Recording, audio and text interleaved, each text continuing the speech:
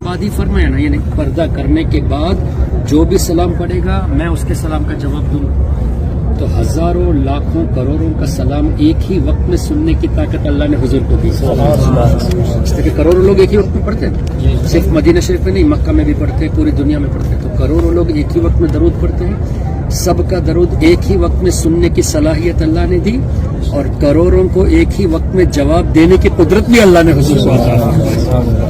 اب اس حدیث کو یہ صحیح مانتے ہیں، لیکن ان کا کہنا یہ ہے کہ حضور علیہ السلام معاذ اللہ مردہ ہے، جب بھی کوئی سلام پڑھتا ہے تو اللہ روح لوٹا دیتا ہے، وہ سلام کا جواب دیتے ہیں، پھر روح واپس لی جاتی ہے۔ تو ہمارا ایک کوشچن ہے، جب ہر مومنٹ درود پڑھا جاتا ہے، no you tell me which is the moment کہ روح لی جاتی ہے اور دی جاتی ہے؟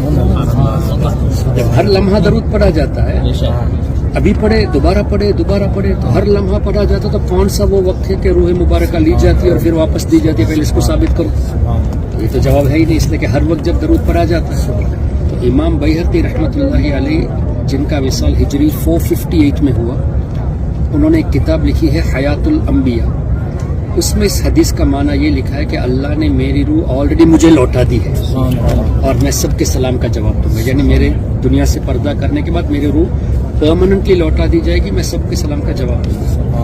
اب ایک ہی حدیث سے یہ لوگ کہتے ہیں کہ معاذ اللہ حضور مردہ ہے، روح مبارکہ لی جاتی ہے، دی جاتی ہے، جب سلام پڑھتے ہیں تو دی جاتی ہے پھر لی جاتی ہے۔ ہمارا یہ کہنا ہے کہ نہیں، پرماننٹ دی گئی ہے، اور حضور کی شان یہ ہے کہ کروڑوں لوگ ایک ہی وقت میں سلام پڑھتے ہیں، تو کروڑوں لوگوں کو سننے کی بھی طاقت اور کروڑوں لوگوں کو ایک ہی آن میں جواب دینے کی بھی قدرت اللہ نے حضور علیہ السلام کو عطا فرمائی۔ اس کو اور بھی آسان کر لیتے ہیں، ہمارے نبی صلی اللہ علیہ وسلم نے فرمایا کہ اللہ نے میری قبر پر ایک فرشتے کو مقرر فرمایا، an angel has been appointed for me نہیں for my grave۔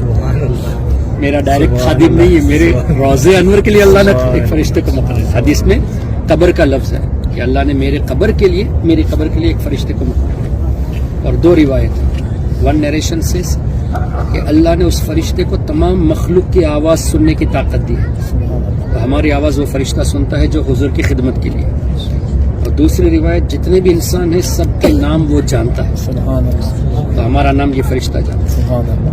اچھا، حضور نے یہ نہیں فرمایا کہ میرے دنیا سے پردہ کرنے کے بعد ایک دن، 2 دن، 1 مہینہ نہیں، قیامت تک جو بھی مجھ پر درود یا سلام پڑھے گا، یہ ایک فرشتہ اس درود کو اس کا نام اور باپ کے نام کے ساتھ مجھے پہنچائے گا۔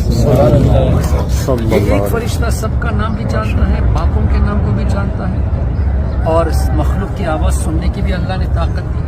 تو جواب ہمارا یہ ہے کہ حضور کے روضے انور کے خادم کو اللہ نے یہ طاقت دی ہے، تو مخدوم کی شان تو پھر کیا کہنا۔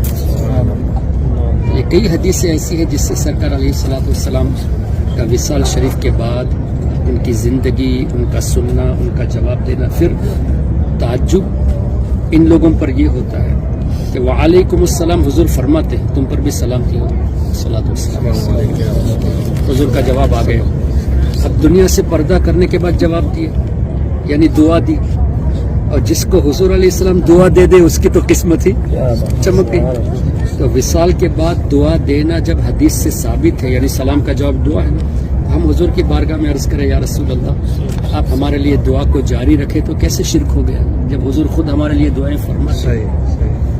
تو اس طرح کی احادیث کافی ہے، بٹ انفارچونیٹلی جو نہیں ماننا چاہتا وہ نہیں مانتا، لیکن اللہ ہمارے ایمان کو سلامت رکھے۔ اللہ نے حضور کی محبت ڈالی ہے، اسی پر موت عطا فرمائے۔ واقعی میں اعلیٰ حضرت نے ان تمام حدیثوں کو رکھ کر بڑی کمال کی بات کہہ دی۔ سید اعلیٰ حضرت فرماتے ہیں حضور کی سننے کی طاقت کے بارے میں، دور و نزدیک کے سننے والے وہ کان، معمولی کان نہیں، حضور علیہ السلام وہ شان والے ہیں کہ دور کی بھی آواز حضور سنتے ہیں، قریب کی بھی آواز سنتے ہیں، اس لیے کہ دور تو ہے ہی نہیں، وجہ کیا ہے؟ اللہ نے فرمایا النبی اولا بالمؤمنین من انفسہم، میرا نبی مومنین کی اپنی جانوں سے زیادہ قریب ہے۔ الحمدللہ ہم سب مومن ہیں، ہم نے پڑھ لیا لا الہ الا اللہ محمد رسول اللہ، تو جب ہم مومن ہیں تو حضور ہم سے قریب ہوئے۔ جو کہتا ہے کہ نہیں حضور قریب نہیں ہے تو پھر تم اپنے کو مومن مانو تو قریب مانو، نہیں مانتے تو مت مانو، تمہارا پرابلم ہے۔ جب مومن ہے تو حضور قریب ہے۔ اسی طرح بالمؤمنین رؤوف الرحیم، مومنین کے لیے رؤوف بھی ہے رحیم بھی ہے. تو جو حضور علیہ السلام کو آج بھی رؤوف اور رحیم مانتا ہے تو وہ مومن اپنے کیٹیگری میں پاتا ہے، اور جو حضور کو آج رؤوف اور رحیم نہیں مانتا اس کا مطلب وہ اپنے کو مومن نہیں مانتا. اس لیے قرآن تو کہتا ہے لقد جاءکم رسول من انفسکم عزیز علیہ ما عنتم حریص علیکم بالمؤمنین رؤوف الرحیم. تو جو مومن ہوگا حضور کو آج بھی رؤوف مانے، آج بھی رحیم مانے، آج بھی اپنے قریب مانے. اگر کوئی نہیں مانتا تو وہ اس کا پرابلم. تو ان تمام احادیث کا نچوڑ یہی ہے کہ اللہ نے انبیاء کرام کو وہ شان عطا فرمائی ہے جس کو ہم سمجھ نہیں سکتے، وہ ہماری سمجھ سے باہر ہے. اور یہ شہداء کے بارے میں اللہ نے فرما دیا کہ وہ حیات ہے وانتم لا تشعرون، تمہیں اس کا شعور نہیں. تو حضور کے غلاموں کی حیات کا ہمیں شعور نہیں تو حضور کی حیات کے بارے میں کیسے ہم شعور کر سکتے ہیں؟ حضرت یہ جو ہے اس میں یہ بولتے ہیں کہ جسے ہم سرکار سے فرمایا کہ ہم قبرستان سے گزرتے ہیں تو مردوں کو سلام کرتے ہیں، وہ بھی سلام سنتے ہیں اور جواب دیتے ہیں. تو پھر بولے عام مردے بھی جواب دیتے ہیں، سنتے ہیں، پھر سرکار صلی اللہ علیہ وسلم بھی سنتے ہیں، تو پھر فرق کیا ہوتا ہے؟ تو عام مردے وہ تب سنیں گے جب آپ ان کے پاس جا کے سلام کریں گے. جی حضور علیہ السلام کے لیے آپ دنیا میں کسی بھی خطے سے سلام کریں گے. کیوں؟ حضور نے فرمایا ما من احد، اس کا مفہوم ہے کہ جب بھی کبھی بھی کوئی بھی قیامت تک مجھ پر سلام پڑے گا، اب چاہے جاپان سے پڑھے، امریکہ سے پڑھے، افریقہ سے پڑھے، سب کا سلام حضور کہیں سے رسے.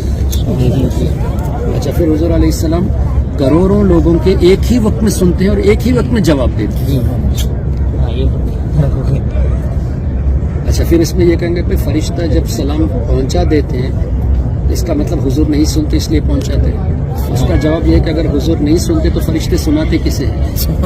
کیا بات ہے. سنتے ہیں تبھی تو فرشتے سننا.